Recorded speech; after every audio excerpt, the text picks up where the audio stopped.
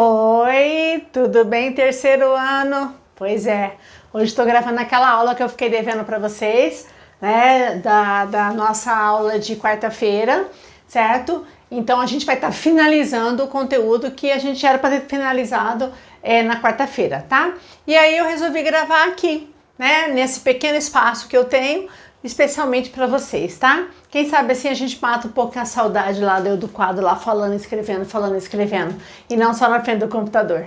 Ok, gente? Bom, o que nós vamos estar vendo? Continuando, né? Eu vou estar finalizando os slides que eu já tinha mandado para vocês. Só tem um pedacinho aqui que eu não tinha colocado ainda, tá? E esse conteúdo, né? Frente B, livro número 3, a página 640, complementando a chamada estrutura da população brasileira. Ok? Bom, nós não vamos finalizar toda a estrutura porque isso é bastante amplo, né? Quando você fala em estrutura da população brasileira, nós estamos falando de quem é o brasileiro em si, como é que eu classifico esse brasileiro em relação à idade, em relação ao gênero, em relação à cor da pele, em relação à população economicamente ativa ou inativa, tá? E também em relação à distribuição de renda. Hoje a gente não vai estar finalizando tudo isso não, né? Conforme a gente vai desenvolvendo os capítulos, nós vamos estar vendo esses assuntos, ok? Então nós vimos até então, na última aula, que quando você classifica a população especificamente, no caso, por idade, né? Ou seja, faixa etária, nós vimos que a maior parte da população brasileira hoje ela é predominantemente adulta. Ou seja, a maior parte da população brasileira tem entre 20 a 59 anos de idade. Então, hoje a maior parte é adulta. Na verdade, hoje não, né? Desde o censo de 1990, colocou que a maior parte da população brasileira é adulta. E aí nós vimos que o número de jovens só tende a cair devido à queda da taxa de fecundidade. Ainda o adulto vai predominar, mas existe uma tendência de também ter uma queda do número de adultos, porque esses adultos também vão estar pulando para a faixa idosa, né? Que é uma faixa etária que a tendência é só crescer, ok? Também nós vimos que quando você analisa a estrutura da população por gênero, né? Como eu falei para vocês, é mais usual, tá? Nós vimos que a maior parte da população brasileira ela é feminina. Apesar de nascer mais homens no Brasil, nós temos mais mulheres, porque como nós vimos, o homem morre mais cedo. A expectativa de vida masculina é mais baixa do que a feminina no Brasil. Na verdade, no mundo de maneira geral, ok? Bom, por que eu tô relembrando isso, galera? Porque toda vez que você vai falar em pirâmide etária, tá? Na verdade, a pirâmide etária, ela representa exatamente quais estruturas. Ela sempre vai te falar a faixa etária e ela sempre vai falar o sexo ou o gênero, tá? Vamos situar como sexo ou gênero, tanto faz, depende da sua apostila, ela poderá vir, se for mais atualizada como gênero, se for mais antiga, né, ou os gráficos, poderá estar com sexo, ok? Então, a pirâmide etária, ela vai retratar dois elementos que nós já falamos. Como é que eu classifico essa população? Por idade e por gênero, ok? Bom, é lógico que aqui, né, gente, eu não vou fazer e nem tenho condições de fazer perfeitamente essa pirâmide, também não cabe, mas você tem, no caso, os slides que eu tinha mandado para vocês, que dá para vocês avaliarem, como também na apostila de vocês têm as diversas pirâmides etárias para avaliar. O que a gente tem que saber? A gente tem que saber interpretar uma pirâmide. E não é decorar a pirâmide, né? Eu não tenho que decorar percentuais da pirâmide. O que eu tenho que saber é interpretar uma pirâmide. Então, primeiro, o que a pirâmide vai mostrar? A pirâmide vai mostrar a população por idade e a pirâmide vai mostrar por gênero ou sexo, tá? Aonde que ela vai mostrar a idade? Ela vai mostrar aqui, ó. É como se eu tivesse um gráfico, certo? Nesta parte aqui, ó, tá? Eu vou ter a idade, onde essas idades, geralmente eles colocam assim, pessoal, ó, começa assim, a primeira, de 0 a 4 anos, aí depois vem de 5 a 9, 10 a 14, 15 a 19. significa que essas primeiras faixas, ou seja, a base da pirâmide, sempre a base da pirâmide vai estar representando a população jovem, que é quem tem de 0 até 19 anos.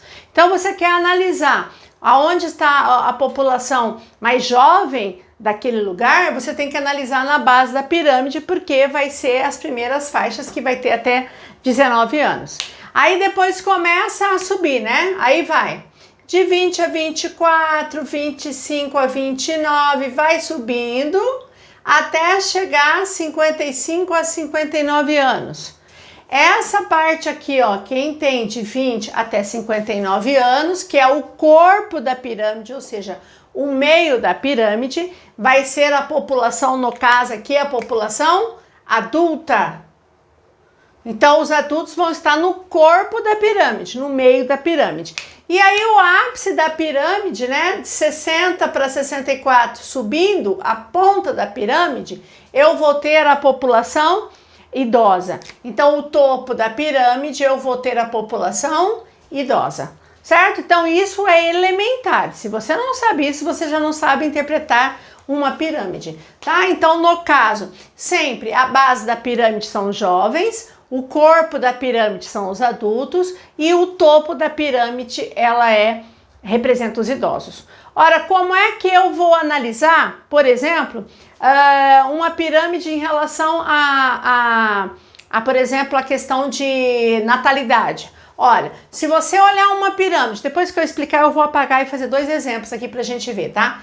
Se eu analisar uma pirâmide e ela tiver assim, ó, um formato bem triangular, quanto maior a base triangular, quanto mais larga for a pirâmide, tá? Significa que a taxa de natalidade, ela é elevada, tá? Se você olha uma pirâmide, como olhando a pirâmide que vocês têm aí no Brasil, que ela perde essa característica, né, triangular, ela começa a ter uma outra característica, assim, ó, ela perde a forma triangular, significa que se a base estreitou, quer dizer que a natalidade diminuiu, certo? Automaticamente você começa a ter uma mudança em estrutura daquela população, ok? Então, primeira coisa, a pirâmide, gente, ela é um gráfico, então você tem que interpretar, sem ter nada escrito, apenas pelo formato dela, dá para você deduzir uma série de coisas, ok?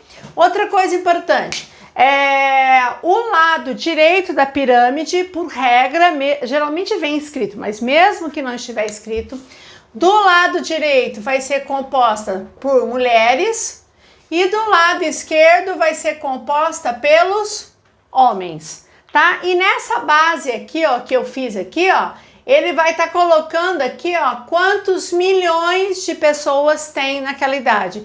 Então, por exemplo, eu vou saber, por exemplo, quantos milhões de meninas tem de 0 a 4 anos naquele lugar. Aí depois eu olho a segunda fase, quantos milhões eu tenho de meninas ou meninos que tem de 5 a 9 e assim por diante, certo? O que geralmente é cobrado, pessoal? É cobrado, né, como vocês observaram nos exercícios, é cobrado você fazer uma análise de maneira geral da pirâmide, ok? É você saber se a natalidade está elevada, se está baixa, se a população está tendo uma transição demográfica, se ela está envelhecendo ou não, ok? Bom, como que está a pirâmide, no caso, a pirâmide especificamente da pirâmide brasileira? Deixa eu apagar isso aqui, ó, tá? Então, primeiro, pessoal, a base da pirâmide, ela está ficando mais larga ou ela está ficando mais estreita no Brasil? É lógico que eu vou ter o que no Brasil? Eu estou tendo um estreitamento da base da pirâmide.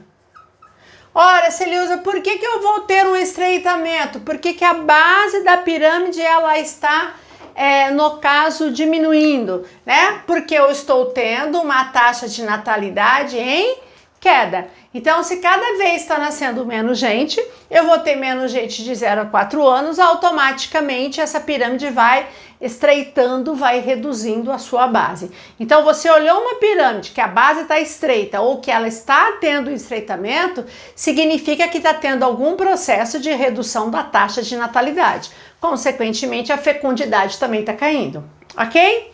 Bom, segunda coisa, se hoje eu tenho predominantemente a população adulta, né, no caso no Brasil, então que característica que eu vou ter na pirâmide brasileira? Né? Eu tenho, no caso, o corpo da pirâmide, que o corpo nós vimos que é a população adulta. O corpo da pirâmide será a parte mais larga da pirâmide. Tá? Vai ter um alargamento aqui na parte da pirâmide, vai ser a parte mais larga da pirâmide. Então ela vai perder basicamente a sua forma triangular, tá? E por quê? Porque o meio dela representa a população adulta. Se a maior parte está nessa faixa etária, automaticamente ela vai ficar como se estivesse mais estufadinha, mais gordinha, ok? Bom, e aí, como eu tenho o topo da pirâmide representando o idoso, e nós já vimos que a expectativa de vida do brasileiro só tem crescido, está tendo um envelhecimento da população, o que eu estou tendo? Eu estou tendo um alargamento, certo? Do topo da pirâmide. Ok? Por que eu vou ter um alargamento do topo da pirâmide? Porque você está tendo uma expectativa de vida maior. Ou seja, cada vez o brasileiro está vivendo mais. Então, se a expectativa de vida é maior, a taxa de mortalidade ela vai ser menor, ela vai ser mais baixa. Justamente, né, o que vai fazer com que o corpo da pirâmide se torne bem mais larga. Ok, galera? Bom, então basicamente eu falo que a pirâmide etária é um assunto que cai bastante, inclusive o Enem gosta, já cobrou várias vezes pirâmide etária, porque na verdade é um gráfico. Então você tem que saber o que? É interpretar o que esse gráfico está te mostrando, ok? Tranquilo? Bom, detalhe, baseado nisso você pode até deduzir, por exemplo, quais são as necessidades que um país terá. Então vamos supor, se você tem uma pirâmide etária, por exemplo, que a base é muito larga ainda, quer dizer que você ainda tem muitas crianças nascendo, então é uma população predominantemente jovem.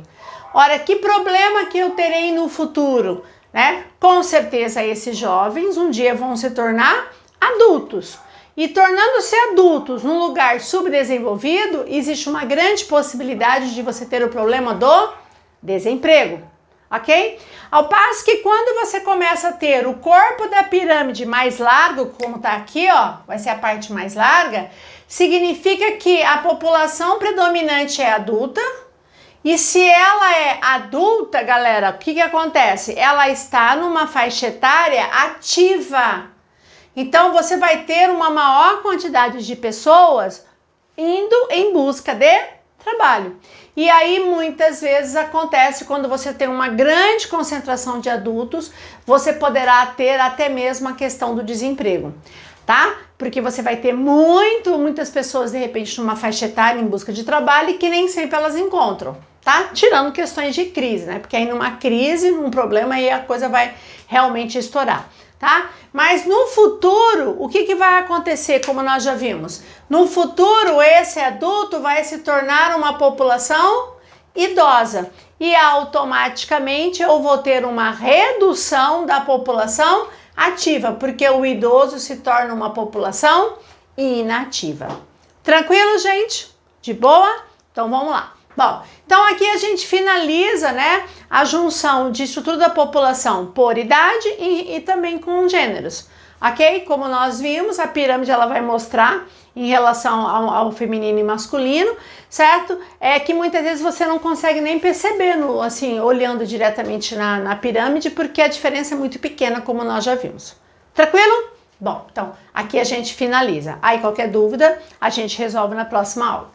Bom, outra coisa que também está na sua apostila, vocês têm um quadro, inclusive tem uns gráficozinhos, deixa eu separar aqui que ficou um pouco junto. Ó, isso aqui é baseado, esses dados, é o quadro que vocês têm aí no slide que eu tinha mandado para vocês sobre como que é a população brasileira por cor da pele. Então, primeiro, antes da gente analisar os dados, deixa eu explicar para vocês. Vocês sabem o seguinte, durante muito tempo, vocês sabem que os censos são feitos de 10 em 10 anos. Durante décadas, né, porque o censo começou a ser feito desde o finalzinho do século XIX, durante décadas e até nos últimos anos, quando você estava sendo recenseada, né, por alguém lá do IBGE, que bate a sua porta e vai pedir lá para você responder um série de questionários, tinha sim, nesse questionário, uma partezinha que ele falava lá assim, cor da pele, né? E muitas vezes o recenseador fazia a pergunta a você de qual era a sua cor da pele, soava de certa forma muitas vezes como tipo assim uma coisa meio constrangedora, tipo, nossa, vou perguntar a cor da pele. Então, para evitar muitas vezes, né, alguma situação meio estressante assim, o que o recenseador fazia? Ele olhava basicamente na pessoa ali pela cor dela e ia lá e ele mesmo colocava. Tá? Então, durante muito tempo, não que as pessoas não se consideravam, mas isso contribuiu, de certa forma, para grande parte do período, a população brasileira ser sempre considerada predominantemente branca, tá? A cor branca, né? Não branco, branca. Bom, aí o que aconteceu? No último censo, né, antes do censo de 2010, começou a ter todo um trabalho de fazer com que a própria população, eu, você, todo mundo, a gente se autoclassifica, certo? Porque não tem que ser alguém que vai classificar se você é branco, se você é pardo, se você é preto, se você é amarelo. Na verdade, você tem que se classificar porque você tem que saber a sua origem, certo?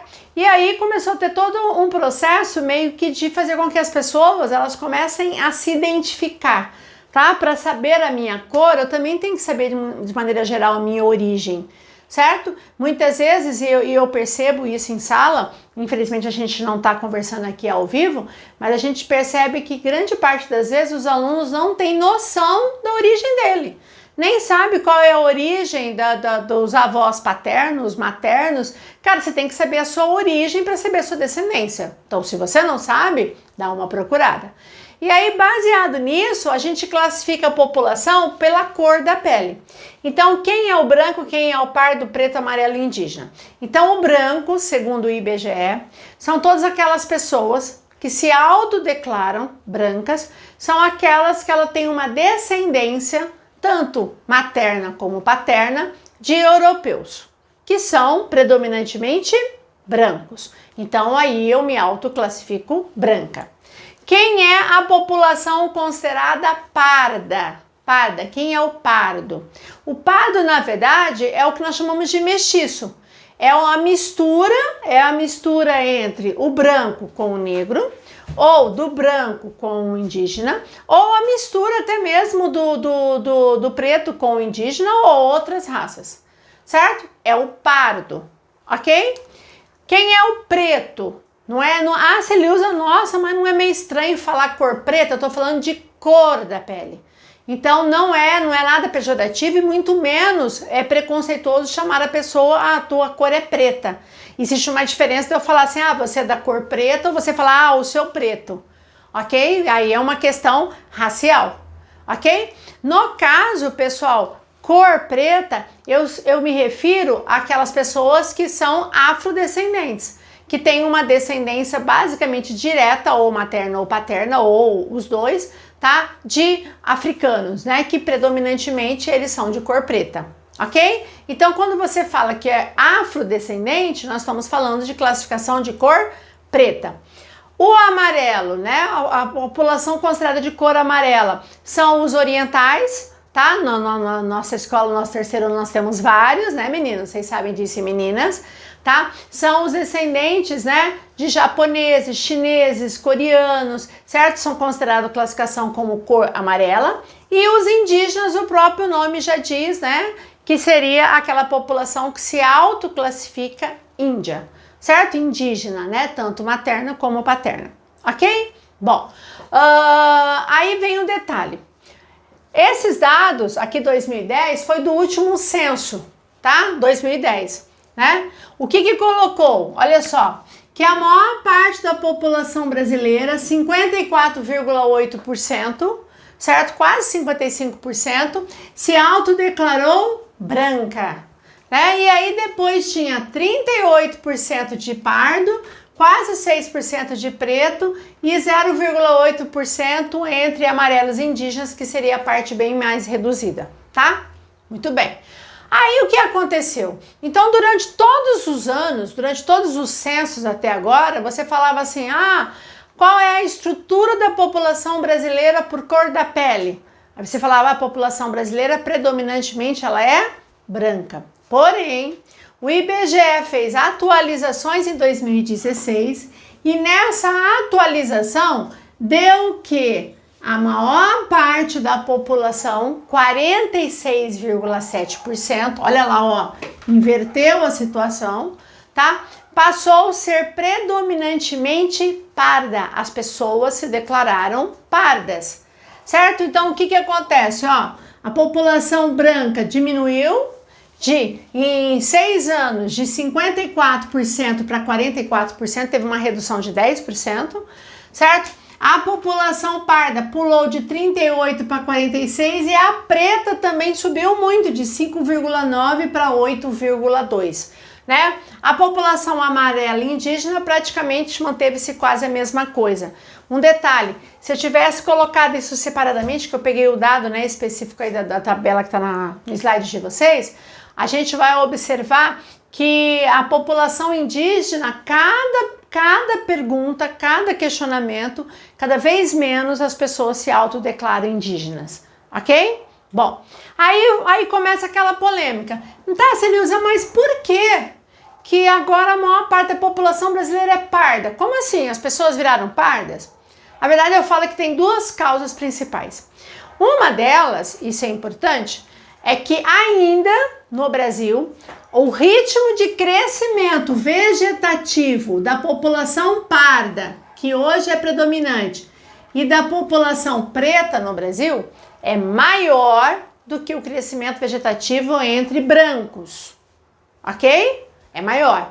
Então, de maneira geral, como a média de filhos dos pardos e pretos são bem maiores, essa média ela é muito maior em relação ao branco, tá? O ritmo de crescimento desses grupos vão ser mais acelerados do que do branco. Esse é um fator. Segundo fator, que também o IBGE coloca que houve essa inversão, é que muita gente, grande parte das vezes, se autodeclarava branca, certo? E aí, né, depois de tanto se falar, de tanto tentar identificar essas características, as pessoas começaram a perceber e se autodeclarar parda, e muita gente começou a se autodeclarar preta, falar eu sou preta, ok? Que muitas vezes as pessoas não falavam. Então, por exemplo, eu já deparei com várias pessoas que falam assim, qual é a tua cor da pele? Eu sou moreninha, sou moreninha queimada de sol, ou sou moreninha claro. Ou quando você vai se referir a uma pessoa que é preta, fala, aquela pessoa morena escura. Ela não é morena escura, ela é da cor preta. Tá? Como você não é desbotado, você é da cor branca, como tem a cor amarela e tem os pardos, ok? Então, hoje, quem é considerado de maneira geral no Brasil, que nós vamos ver que as regiões são variáveis, predominante no Brasil, a maior parte da população é parda. E aí eu vou parar um minutinho para falar para vocês em relação a um detalhe. Quando você fala em cor da pele, a gente lembra da famosa questão de cota. Vocês sabem que existem cota em universidades, vocês sabem disso, certo? Essa cota em universidade, ela pode ser cota racial, como ela pode ser também a cota social, ou as duas juntas, dependendo da universidade, certo? E também existem cota hoje em concursos públicos federais. Então, por exemplo, todo concurso público federal é obrigatório sair um percentual das vagas para cota, para preto e pardo, ok? Mas por quê? Ainda bem que a gente não está discutindo isso agora, né? Mas podemos discutir em outro momento. Mas essa questão da cota é defendida do quê? Que de maneira geral a população preta e parda, nem todos tiveram ou têm a mesma oportunidade de estudo que os brancos tiveram ou que têm. Então a cota seria como se fosse um apoio temporário, porque isso não será eterno, certo? De você estar facilitando, de certa forma, uma concorrência. Por quê? Porque segundo, né, quem criou e quem defende as cotas, é que a concorrência ela passa a ser desleal, né, de repente da maioria branca em relação a pretas e pardos, ok? Então, por exemplo, tem universidades que nem a UFGD, por exemplo, aqui no nosso estado, eles têm uma cota muito específica, muito privilegiada para indígena. Aí você fala assim, nossa, mas por que tem essa cota tão privilegiada para indígena? Porque a região de Dourados é uma região indígena. Você não pode esquecer que Mato Grosso do Sul, se você não sabe, é o segundo estado do Brasil, depois do Amazonas, com o maior número de nações indígenas, ok? Então, e está concentrado no sul do estado, principalmente na região de Dourados. Então, a universidade, ela quer agregar essa população indígena, que é excluída das universidades, certo? Uma forma dela inserir também, né, essa população dentro da comunidade escolar, ok? E aí as universidades hoje, né, quando você vai fazer a sua inscrição, e vocês sabem disso, inclusive até no Enem é colocado isso, tá? Ele coloca para você identificar a sua cor, né? Então ninguém vai perguntar que cor você é. Você vai ter que se autodeclarar, não, eu sou branca, não, eu sou pardo, não, eu sou preto, eu sou amarelo, eu sou indígena, certo? Porém, ficou uma febre de todo mundo se tornar parda. Pelas facilidades, muitas vezes pela cota.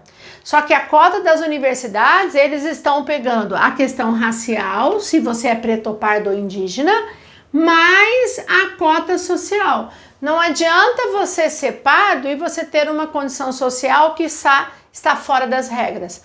Como também tem muita gente que é branca, e que entra na universidade por cota social e por ser aluno proveniente de escola pública.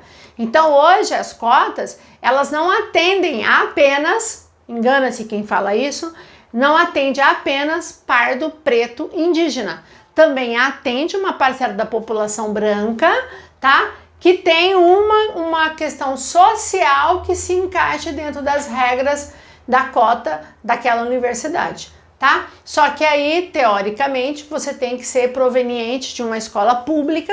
Por quê? Porque aí vai provar de maneira geral que você não tem essa condição financeira de estar estudando numa escola particular, tirando uma pessoa bolsista, ok? Então, cuidado com cota.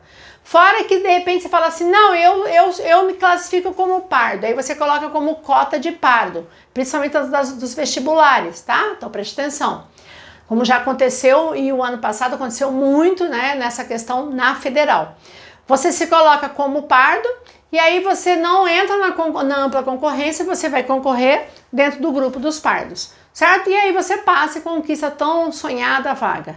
Só que aí o que acontece? Você vai ter que passar por uma banca examinadora, tá? Alguém da universidade vai estar te examinando os traços, cor da pele. Geralmente eles olham muito peito da mão, palma da mão, olha os seus pés, olha geralmente assim o tom da pele, olha a largura do nariz, boca, a espessura da boca, se a boca é mais fina, mais larga, o cabelo, né, que apesar que o cabelo hoje é muito relativo, né, porque hoje os alisamentos aí tira totalmente essa característica, mas assim, é analisado as estruturas, o genótipo, toda a estrutura física, a cor, para ver se você se encaixa. É lógico que tem gente que é com uma característica, tem uma origem, fala assim, eu tenho uma origem indígena, mas muitas vezes a sua característica física não demonstra isso, ok? Não demonstra isso. E aí o que acontece? Você chega lá na hora da banca e eles te reprovam, e aí você pode perder a sua vaga. Então cuidado com essa questão de cota. Outra coisa que eu escuto muito falar, o pessoal fala assim, Celeusa, mas eu sou parda. Eu falo assim, mas por que você é parda? Porque eu tenho descendência paraguaia. Aí eu falo, descendência paraguaia? Tá, o que você quer dizer com isso? Aí as pessoas, algumas acham que todo paraguaio é indígena. Não, tem paraguaio branco de origem espanhola, ok? É que grande parte da população paraguaia, boliviana, é indígena. E aí você acaba, se você de repente, o seu pai, por exemplo, né, é uma descendência direta indígena, e aí a tua mãe é branca, na verdade você é pardo. Então cuidado com as características, certo? Se você não tem uma característica muito marcante da cor que você está marcando, que você tem uma maneira de comprovar. certo? Que tem a maneira de comprovar realmente, porque senão você pode, infelizmente, ser reprovado na hora lá da examinação da banca. De boa? Bom, aí aqui vocês também têm isso aqui no esqueminha aí para vocês, como é que é a classificação da população por regiões. Eu coloquei as predominantes, tá? Que vocês têm no slide. Então, olha só, qual é a região brasileira que tem o maior percentual de população parda? Ó, 72% da população se autodeclara parda. É a região norte, seguido da região nordeste. Nordeste, galera, ó, 64% da população é parda. Detalhe importante, qual é os estados brasileiros que se autodeclaram maior parte pardos? Na região norte eu tenho o estado do Pará. O Pará é o estado que se autodeclara maior número de população parda. E na região nordeste eu tenho o estado da Bahia. Tá? Então, o Pará e Bahia são considerados, segundo os últimos dados, a população, os estados que têm o maior número de pardos, certo? Aí você fala assim, nossa, Celeusa, mas o pardo paraense não é igual ao pardo baiano. Não, porque o que acontece? Na região norte, esse pardo, a maior parte é de descendência indígena. É a mistura do branco com o índio. Já na região nordeste, esse pardo já é a mistura com o preto, tá? E por que eu tenho um grande número de população preta e parda na região nordeste? Porque foi uma região que teve um grande uso da mão de obra escrava. Aonde você teve o grande uso da mão de obra escrava no Brasil, você vai ter uma grande concentração de pardos e pretos, ok? Aí nós temos a região centro-oeste, ó, olha a nossa região, 55,3% também é parda. Galera, as três regiões, as duas do interior mais nordeste, olha só, nós temos no caso, pessoal, o predomínio da população parda, ok? E aí nós temos a região sul e sudeste, certo? Com predomínio de brancos. Perceba, pessoal, que a população da região sul, tá? É a região mais branca do Brasil, ó. 76,8% da população brasileira, perdão, da região sul, Santa Catarina, Paraná, Rio Grande do Sul, é branca. E dentro desse sul aqui, ó, o estado com maior população branca é o estado de Santa Catarina. É o estado com maior percentual de população branca. A região sudeste, 52% de brancas, até mesmo porque é uma região que tem uma grande mistura, né, uma grande miscigenação, ok? Mas aí a gente observa, ó, que das 5 regiões brasileiras, 3 regiões são predominantemente pardas, certo? A região sudeste muito próximo, não sei até se nesse próximo censo agora, apesar que isso aqui foi 2016, né? Se não vai estar muito próximo de a maior parte ser parda, até mesmo, como eu falei, o ritmo de crescimento vegetativo é mais acelerado, né, entre esse grupo de pessoas. E o sul, que ainda é uma tendência de ser branca, por quê?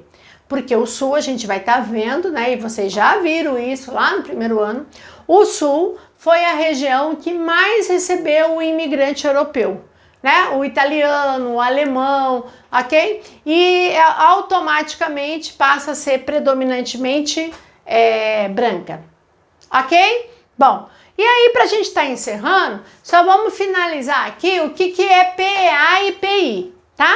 O que é PEA? É a população economicamente ativa, ou seja, são as pessoas que trabalham, tá? Então, quem é população ativa? São as pessoas que trabalham. Gente, quando eu falo as pessoas que trabalham, pode ser tanto de forma informal, como as pessoas que trabalham de forma formal.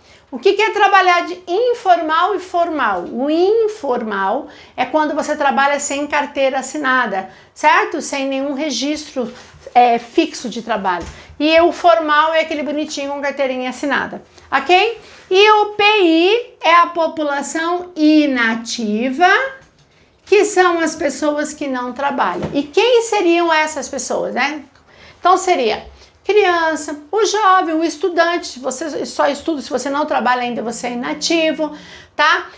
A gente tem também, no caso, os idosos, os aposentados, a mulher do lar, tá? Ela é considerada como inativa. No momento, o Brasil, predominantemente, a nossa população é adulta, ou seja, a maior parte da população brasileira é adulta e a maior parte da população brasileira é economicamente ativa.